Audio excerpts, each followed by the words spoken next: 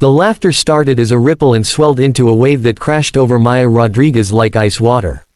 She stood frozen at the edge of the dance floor, her carefully chosen lavender dress suddenly feeling like a spotlight instead of the confidence boost she'd hoped for. Someone had turned up the music, someone had pulled her into the center of the room, and now someone, no, multiple someones, were pointing, whispering, their phones already out and recording. This was supposed to be a celebration. Her cousin Jennifer's wedding, a day of joy and family and new beginnings. Maya had driven 6 hours to be here, had spent her last paycheck on a gift, had practiced her smile in the mirror that morning because she promised herself this time would be different. This time, she wouldn't let the weight of other people's judgment crush her spirit. But as the cruel laughter echoed through the decorated hall, as she saw her aunt look away and her own mother's face flush with embarrassment, Maya felt that familiar darkness closing in, the one that whispered she didn't belong anywhere, least of all in a room full of people who could barely hide their disgust. Her hands trembled as she turned to leave, desperate to escape before the tears came, before she gave them more ammunition for their entertainment. The exit seemed impossibly far away, a lifetime's journey through a gauntlet of mocking faces. She took one step, then another, her vision blurring. That's when he moved. A man she'd noticed earlier, tall, with kind eyes and a little girl clutching his hand, stepped directly into her path. Not to block her escape, but to stand beside her. He turned to face the crowd, his daughter looking up with confusion that quickly turned to determination, mimicking her father's protective stance. The laughter faltered, stuttered, died. I believe they were playing this song for dancing, the man said, his voice carrying across the suddenly quiet room. Would you do me the honor? Maya couldn't breathe. She couldn't think. She could only stare at this stranger who had just thrown himself between her and the wolves. My daddy's the best dancer, the little girl announced proudly, her voice belt clear in the silence. He taught me. He can teach you too, if you want.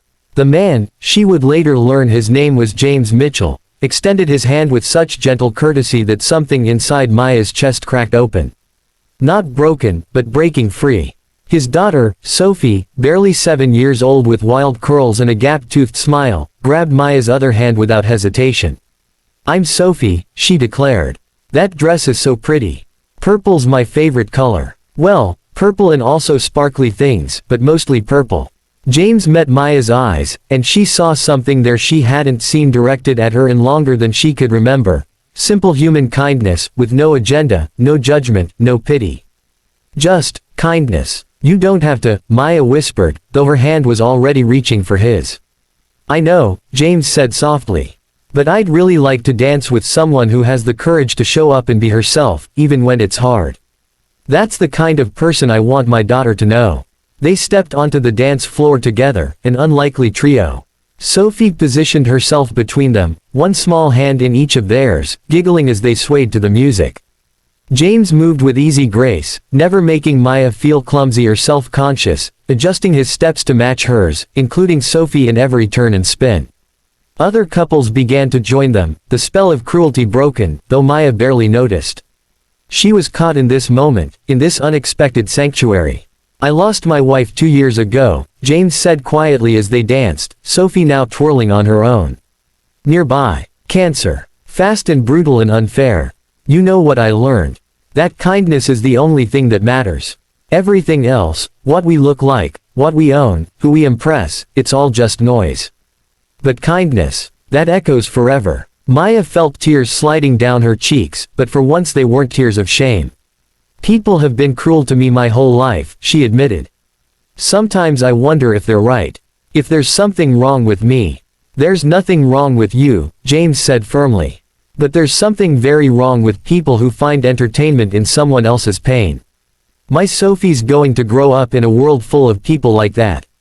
But she's also going to grow up knowing that one person standing up can change everything. You gave me a chance to teach her that tonight. I didn't do anything, Maya protested. You showed up. You kept your head up. And when they tried to tear you down, you were still standing. James smiled. That's everything. The song ended, and another began. Sophie rushed back, breathless and beaming. Can we dance more? Please. This is the most fun I've had at a boring grown-up party ever. James laughed, a warm sound that seemed to light something inside Maya's chest. What do you say? He asked. Should we give the people a show? For the next hour, the three of them commanded the dance floor. Sophie made up increasingly elaborate moves that had both adults laughing until their sides ached. James proved to be exactly as good a dancer as his daughter had promised, and more importantly, he made Maya feel like she belonged there. Not despite her size, not because of pity, but simply because she was a person deserving of joy and connection. Other guests approached throughout the evening. First a teenager with tears in her eyes, thanking Maya for her courage, admitting she'd struggled with her own body image. Then an elderly man who shook James's hand and said the world needed more fathers like him. A group of bridesmaids, sheepish and apologetic, offered genuine smiles and invitations to join them. Even Jennifer, the bride, found Maya during a quiet moment. "I'm so sorry," she said, and she meant it. "Some of those people, they're not my friends anymore. Not after tonight. What James did, what you did by staying, it reminded me what this day is supposed to be about. Love, acceptance, family." But it was later, as the evening wound down and guests began to leave, that the real magic happened. Sophie had fallen asleep on a chair, her head on her father's jacket. James and Maya stood outside under a sky full of stars, the muffled sounds of celebration still floating from inside. "I teach at an elementary school," James said. "Third grade. Every year, I see kids learning either kindness or cruelty, usually from watching adults. Tonight, Sophie saw both. But more importantly, she saw what it looks like to choose kindness, even when it's hard, even when it would be easier to look away." "You didn't have to do that," Maya said for the second time that night. "Yes, I did," James replied. "Because 2 years ago, when my world fell apart, when I was drowning in grief and terrified I couldn't raise Sophie alone, people showed up for me. Strangers brought meals. Neighbors picked Sophie up from school. A woman I barely knew organized a meal train that fed us for 6 months. They didn't have to. But they did. And they saved us." He turned to face Maya fully, his expression serious but warm. "Kindness isn't random. It's a choice. It's standing up when sitting down would be easier. It's seeing someone hurting and deciding to hurt with them, to lighten their load, even just for a moment. You deserved that tonight. Everyone deserves that always." Maya felt something shifting inside her. Some fundamental change she couldn't quite name. "I've spent so much of my life trying to be invisible," she admitted. "Trying not to take up space, not to be noticed, not to be a burden. I'm so tired of making myself small." "Then don't," James said simply. "Take up space. Be noticed. Be yourself, gloriously and unapologetically. And when people try to tear you down for it, remember tonight. Remember that there are people like Sophie and me out there, people who see your worth, who celebrate your existence." They exchanged numbers before parting ways, with Sophie waking just long enough to insist on a hug. Maya drove home that night with a heart that felt strangely light, as if something heavy she'd carried for years had finally been set down. In the weeks that followed, Maya and James became friends. Real friends, built on that foundation of mutual respect and genuine caring. Sophie declared Maya her favorite person besides her daddy, and Maya found herself laughing more, smiling more, believing more in her own worth. James never acted like her savior, he was just himself, consistently kind, reliably decent, proof that good people existed in the world. But the real gift wasn't the friendship, precious as that was. The real gift was the shift inside Maya herself. She started taking up space. She stopped apologizing for existing. She wore colors she loved instead of ones designed to help her disappear.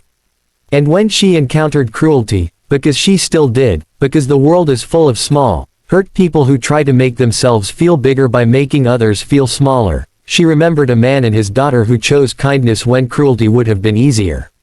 Sometimes, one person stepping forward is all it takes to change everything.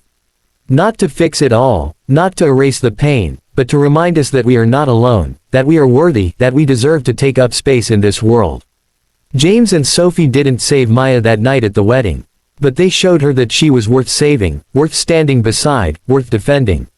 And sometimes, that's the greatest gift of all. The reminder that our shared humanity matters more than anything else, that kindness is never wasted, and that one moment of courage can echo forward, changing not just a single night, but an entire life.